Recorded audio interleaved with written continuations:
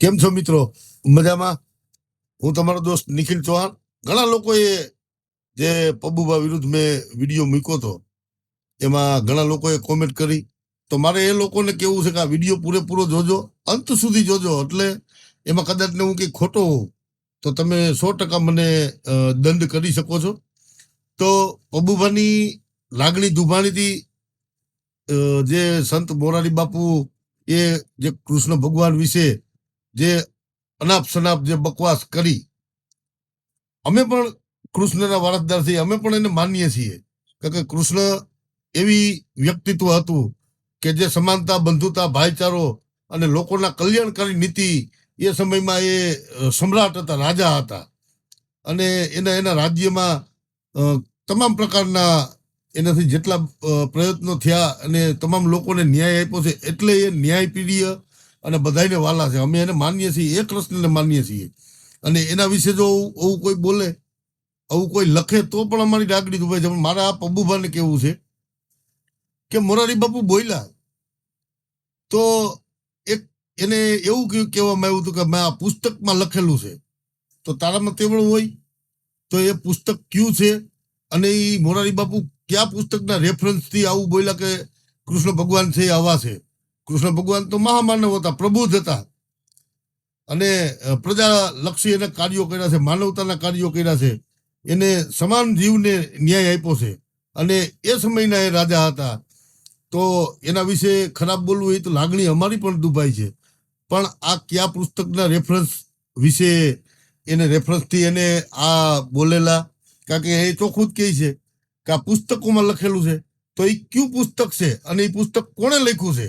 એ પુસ્તકની હોળી થવી જોઈએ, હોળી હળગાવી જોઈએ. આ પબુભામાં પાણી હોય અને તાકાતવાળો હોય. મોરારી બાપુનો તરફેણ નથી કરતો. મોરારી બાપુ બોલ્યા, એને જીભ લપસી દે, એને દંડ થવો જ જોઈએ. એમાં મારો કોઈ વિરોધ નથી અને એ મને પણ નથી ગમ્યું.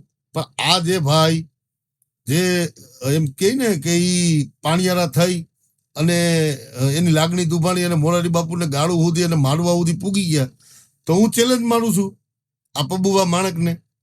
અને હું તમામ મારા યદુવંશી સમાજને પણ અપીલ કરું છું કે એ પુસ્તકની, એ સાહિત્યની હોળી થવી જ જોઈએ. જે આપણા કૃષ્ણ વિશે, આપણા ભગવાન વિશે જે નરાધમે લખ્યું છે, એ નરાધમને ખુલ્લો પાડી એને વિરુદ્ધ કાયદેસરની કાર્યવાહી થવી જોઈએ. અને એ પુસ્તકની સરેઆમ હોળી થવી જોઈએ. અને જેને પણ આ સાહિત્યનો જે રેફરન્સ મોરારી બાપુ આપ્યો તો તારામાં તેવડું હોય પબુભા, તો એકવાર અસલ, જો તારી મૂછે લીંબુ લટકતા હોય, પૂરો મૂછું રાખે છે, તો હું તારી સાથે છું. આ જે પુસ્તકમાં લખેલું છે અને મોરારી બાપુએ જે પુસ્તકનો રેફરન્સ આપ્યો છે, પુસ્તક લઈ અને જાહેરમાં, હું તો એમ કહું છું, ગુજરાતની રાજધાની ઉપર આપણે આ સળગાવવું જોઈએ અને આનો બહિષ્કાર કરવો જોઈએ. કારણ કે અમે એ કૃષ્ણ ભગવાનને માનીએ છીએ કે જેને સદા સારા કર્મો કર્યા છે, સત્કર્મો કર્યા છે.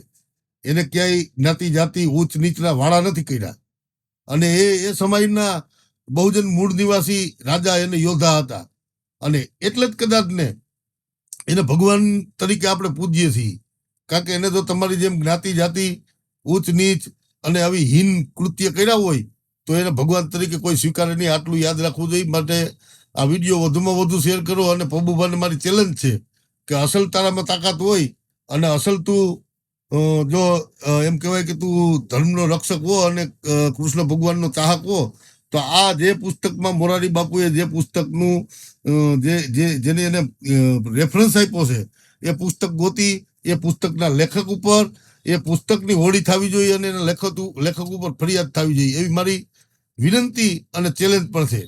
જય ભારત, જય લોકતંત્ર.